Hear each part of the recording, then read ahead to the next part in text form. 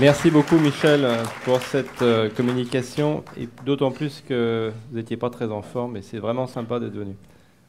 Alors maintenant nous avons 10 minutes pour la discussion. On va procéder communication par communication. Est-ce qu'il y a des questions sur la communication de Albert Adrien Ramlet? Pas de questions? Moi, une question, Michel. Micro. On en a déjà parlé par mail, mais je me dis effectivement, on voit des ulcères asymptomatiques. Je voudrais quand même préciser une chose, c'est que dans la classification SIPS, ce n'est pas le signe qui est symptomatique, c'est le malade. Et il est quand même, à mon avis, relativement rare. L'ulcère peut ne pas être douloureux, mais le malade reste symptomatique. Donc on applique le S ou le A, non pas au signe, mais au malade. D'où la petite nuance que je t'avais fait remarquer.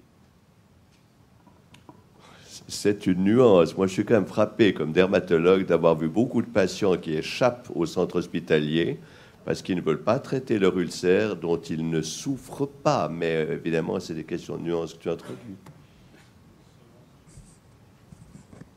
Autre question? Ah, moi, j'ai une question. Est-ce que Berne prend un E ou non? C'est des fois que tu veux le faire en français, en allemand, en anglais. D'accord. Si on principe, le drapeau n'est pas en Berne, mais Berne Bravo. Communication suivante. Notre ami André Cornu-Ténard sur la compression. Est-ce qu'il y a des questions sur la compression?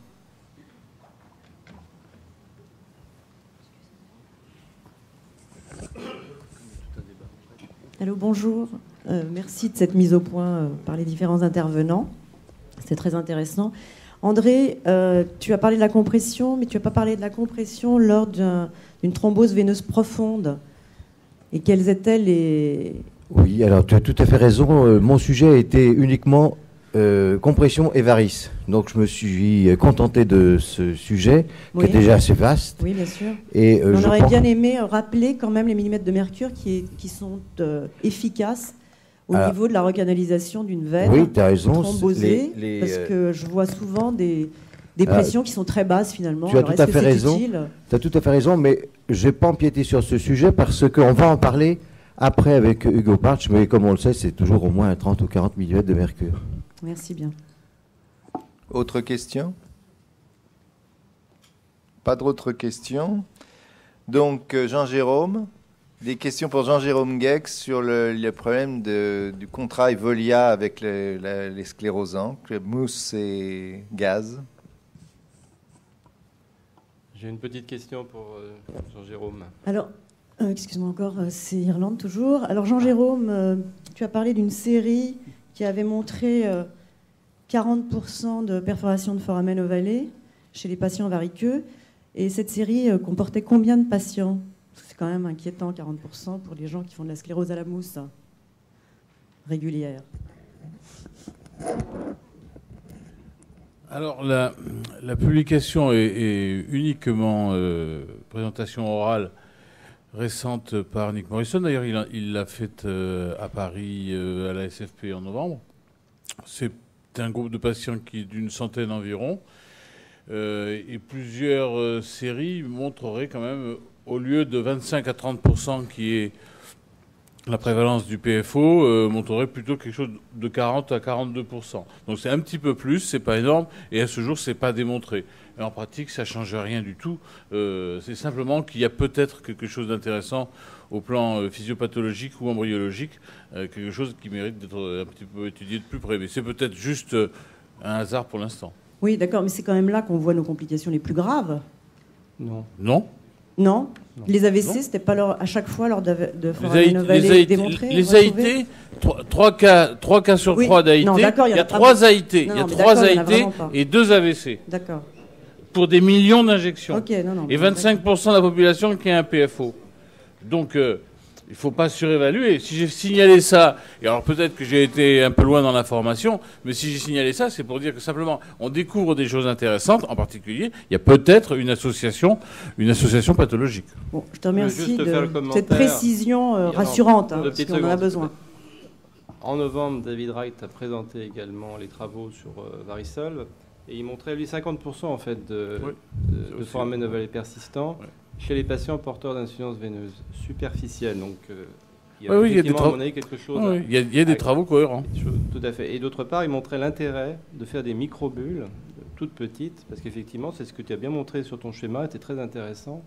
Plus les bulles sont fines, et plus le passage dans les vaisseaux sera facile, et probablement il y aura moins de complications. D'où l'intérêt d'avoir des micro-mousses très fraîches, et surtout éviter de garder sa seringue 10 minutes pour faire de la microsclérose. Voilà. Merci Jean-Pierre d'insister sur mon... Ça, c'est mon dada. Merci d'assister. Je t'en prie, je suis d'accord avec toi. S'il vous plaît, en cabinet, quand on assiste à une complication de type neurovasculaire, est-ce qu'on doit le signaler? De quelle manière on doit le signaler quand on ne fait pas partie d'une étude? À l'HAS. Il n'y a pas vraiment de raison de signaler ça. Ça n'est pas de la pharmacovigilance, c'est pas dû à la molécule, c'est dû à la technique. Je pense que c'est intéressant que chacun collige les cas qu'il peut observer. Ça n'aura de valeur que si c'est rapporté au nombre de procédures réalisées, parce que si on ne fait que rapporter que les accidents et qu'on ne dit pas combien on a traité, évidemment, c'est un chiffre qui n'est pas très utile. Par contre, la description clinique est extrêmement importante et on va recommencer, enfin Jean-Luc Gillet va organiser un travail là-dessus et il y aura un peu de communication qui se fera. Oui, une question complémentaire.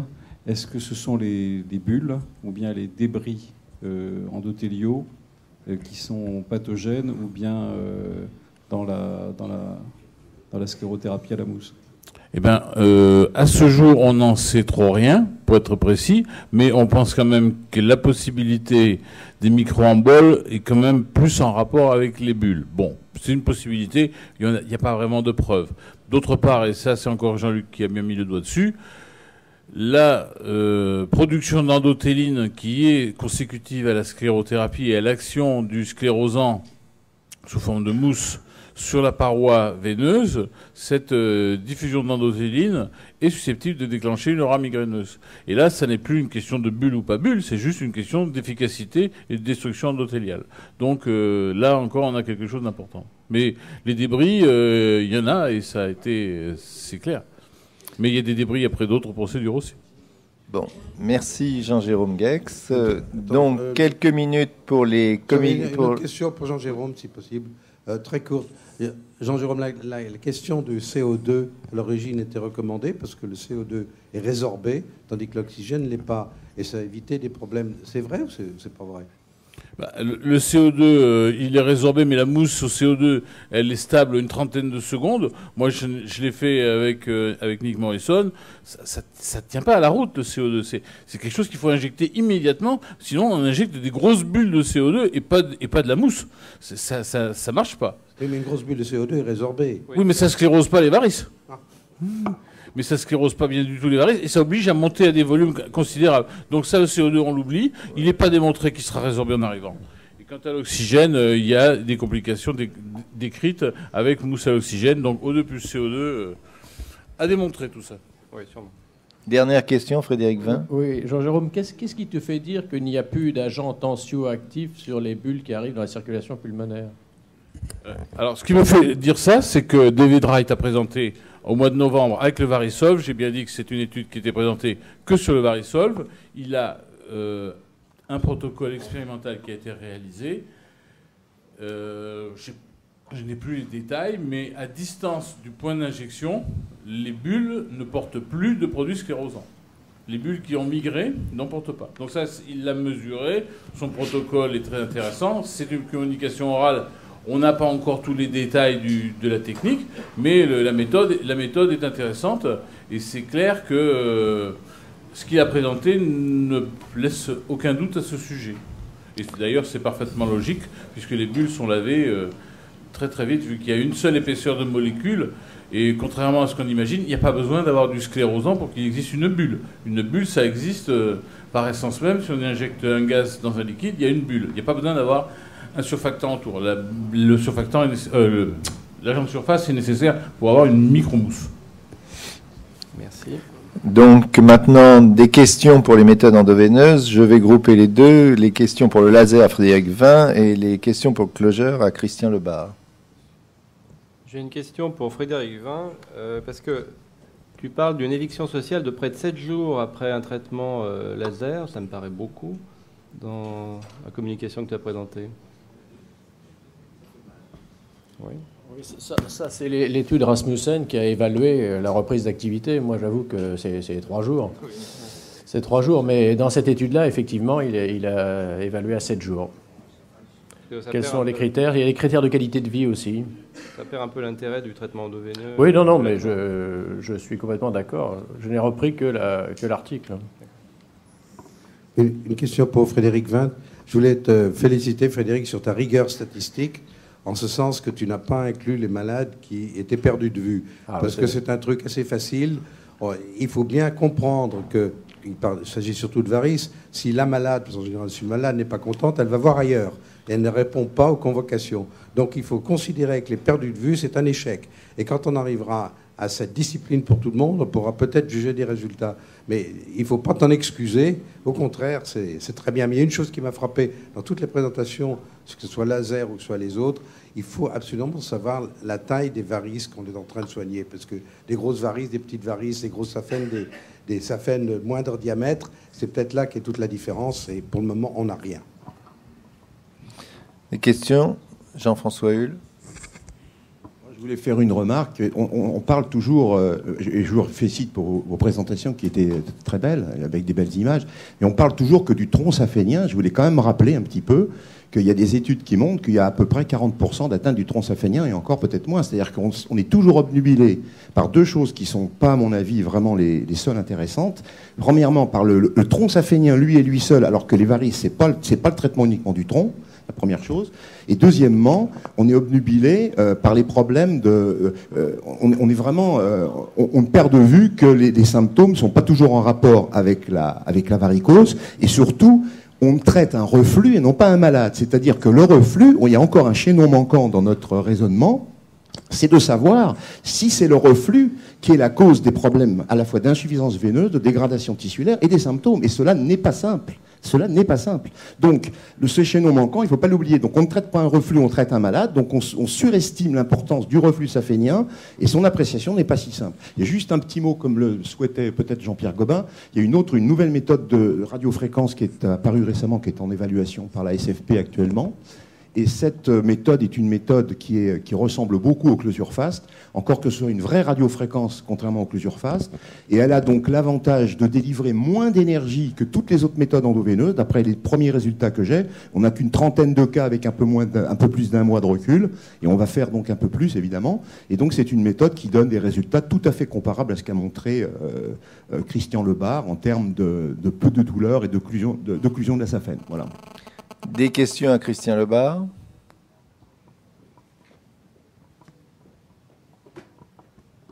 Oui, Christian, j'ai une question pour toi. Dans l'étude que tu as présentée, tu as montré qu'il n'y avait que 53 ou 57% de phlébectomie.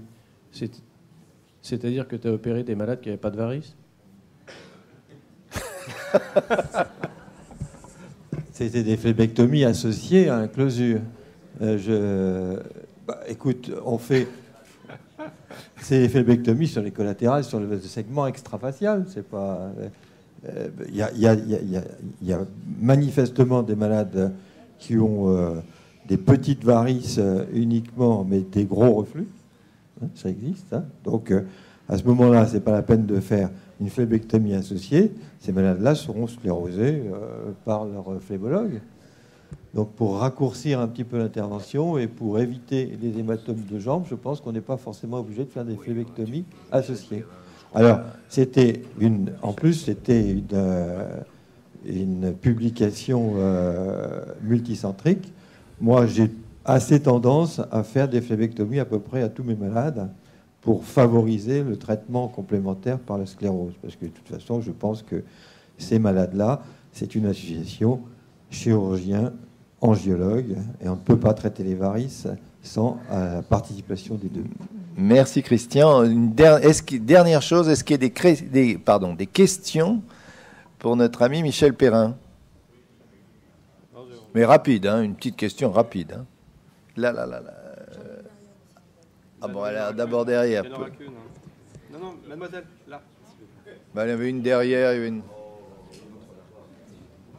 Juste vous aurez la pour parole. Michel Perrin, s'il met des guillemets quand il dit illégal la sclérothérapie à la mousse et illégal le laser. Tu mets des guillemets. Je suis allé à une réunion de l'AFSAPS dernièrement, c'est bien ce qu'ils m'ont dit. Hein. Ah bah écoute, j'y étais, tu n'y étais pas. Ils ont dit on n'a pas pour l'instant, si vous voulez, on ne peut pas donner... C'est toléré, illégal mais toléré. Je crois que c'est quand même important qu'on ne dise pas que c'est illégal, parce que... Non mais illégal, je veux dire par là que la forme mousse n'est pas légale, si tu veux. Elle n'a pas d'AMM. Elle n'a pas d'AMM, voilà. Alors, l'AMM, c'est quand même la légalité. Elle est 39 fois dans le texte de l'ANAES. Le terme mousse est 39 fois dans le terme de l'ANAES et validé, et autorisé à l'emploi, et considéré comme une alternative thérapeutique acceptable. Une dernière question là-bas. Non, Jean-François. Non. Dernière. Non, une dernière question, ça sera là-bas. Après, c'est terminé. J'ai juste une toute petite question concernant les traitements endoveineux. Quelle est votre position par rapport aux traitements antithrombotiques préventifs avec cette nouvelle technique? Est-ce que vous le faites systématiquement? Alors Frédéric, tu peux répondre rapidement, s'il te plaît? Écoutez, par précaution médico-légale, moi je fais exactement 6 jours d'HBPN à dose préventive, mais je sais que beaucoup de praticiens ne le font pas et c'est pas une obligation. J'ai eu qu'un seul cas de thrombose, de toute façon, même avec cette prévention à 1 mois. Il n'y a pas de consensus, Christian. Et toi? Alors pour le closure, c'est encore beaucoup plus simple parce que les malades, les coronariens qui ont des stents sont opérés sous Plavix et les cardiaques, les gens qui ont fait par exemple une thrombose de la saphène qui est recanalisée, on peut les faire sous closure avec du Syntron à un TP à 33%. Ok. Merci Donc ce symposium est terminé.